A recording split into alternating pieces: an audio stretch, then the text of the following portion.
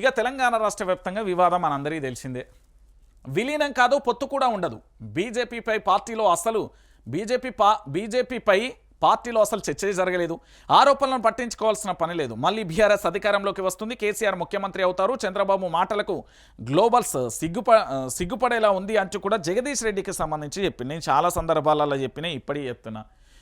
బీజేపీలో కరుడుగచ్చిన వాళ్ళకు కార్యకర్తలు ఉన్నారు.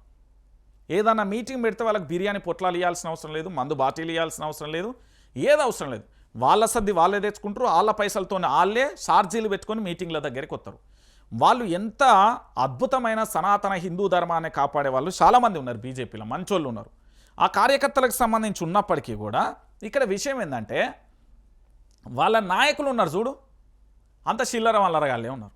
ఉన్న ముచ్చడే చెప్తున్నా. కార్యకర్తల అద్భుతం. భారతీయ జనతా పార్టీ అంటే ఇట్లా సెల్యూట్ చేయొచ్చు వాళ్ళ కార్యకర్తలకు. నేను చాలా సందర్భాలలో చూసిన. ఓ సందర్భంలో ఇక్కడ మీటింగ్ పెడితే ఓ గ్రామంలో మాడి చెట్ల కింద కూకొని సర్ది బాక్స్ తింటారు. అరే వీళ్ళు ఎవరు పోయి మాడి తోటకి ఏమైనా కూలీలు కావచ్చు, లేకపోతే ఇక్కడికి దేనికి వచ్చిర్రు, లేకపోతే ఏమో అనుకున్నా. కానీ వాళ్ళు మీటింగ్కి వచ్చి వాళ్ళ సద్దులు వాళ్ళు తెచ్చుకొని తిన్నారు. అది అద్భుతమైన గొప్పలాలు. బీజేపీకి సంబంధించి నిజంగా కూడా వాళ్ళకి సెల్యూట్ చేయవచ్చు. కానీ వాళ్ళ నాయకులు ఉన్నారు చూడు, అంతా గొర్రెలకి అమ్ముడు పోతారని నిన్ననే రాజాసింగ్ అన్నాడు. నేనలేదు, ఆ రాజాసింగ్ అన్నాడు. వాళ్ళ నాయకత్వం పటిష్టంగా లేదు, వాళ్ళ నాయకులు సరిగ్గా లేరు. ఎవరు ఎప్పుడు ఏం మాట్లాడతారో తెలియదు, దేని మీద నిలబడరు, కేంద్రంలో అధికారంలో ఉంటారు, రాష్ట్రానికి ఏం దేవాలో తెలియదు, ఏం కాని పరిస్థితి కనబడదు. భారతీయ జనతా పార్టీ అద్భుతమైన కార్యకర్తలే కానీ నాయకత్వంలో లోపంతోనే అది కొట్టుమిట్టాడుతుంది. ఇప్పుడు సముద్రం లాంటి కేంద్ర ప్రభుత్వం ఉన్నది, శాప సముద్రంలో ఉన్నది, ఎంత ఏదైనా నడుతుంది. కానీ రాష్ట్రం మీద పట్టు సంపాదించలేకపోతుంది పూర్తి స్థాయిలో. కిషన్ రెడ్డి వర్గమే, బండి సంజీవ్ వర్గమే, అరవిందో వర్గమే, డీకే అర్నో వర్గమే, రఘునందన్ రావు వర్గమే, ఈటెలో వర్గమే. ఇక ఏడైతుందిరా ఆయన ఇది? ఇదేమన్నా తెగే కట్టనేనా? ఆ కంపెనీ అన్న దిగుతుంది? ఒకసారి మీరే ఆలోచించుకోవాలి. భారతీయ జనతా పార్టీకి కార్యకర్తలు మంచిగానే ఉన్నారు, నాయకత్వం లేమితోనే అది కొన ఊపిరితోనే ఆక్సిజన్లో కొట్టుమిట్టాడుతుంది.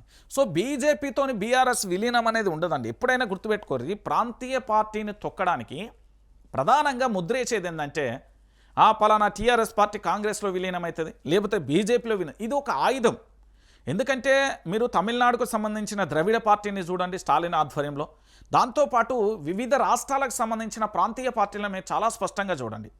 అక్కడ ఏంది అంటే పూర్తి స్థాయిలో ఏ ప్రాంతీయ పార్టీ మీద ఒక అపవాదం ఏది వేస్తారు అంటే, గుడ్డలు పెట్టి లాంటిది ఏంది అంటే, విలీనం అవుతుందట కదా, పొత్తు పెట్టుకుంటారట కదా, అయ్యో ఇక అయిపోయిందట కదా, ఇక ఏం లేదట కదా, ఇదే లొల్లి ఉంటుంది తప్ప ఆ రియాలిటీగా మాత్రం అలాంటిది ఏది ఉండదు. ఇదంతా లొల్లి ఎక్కడి నుండి వచ్చిందంటే ఎమ్మెల్సీ కవితకు సంబంధించిన లేఖ గురించి వచ్చింది.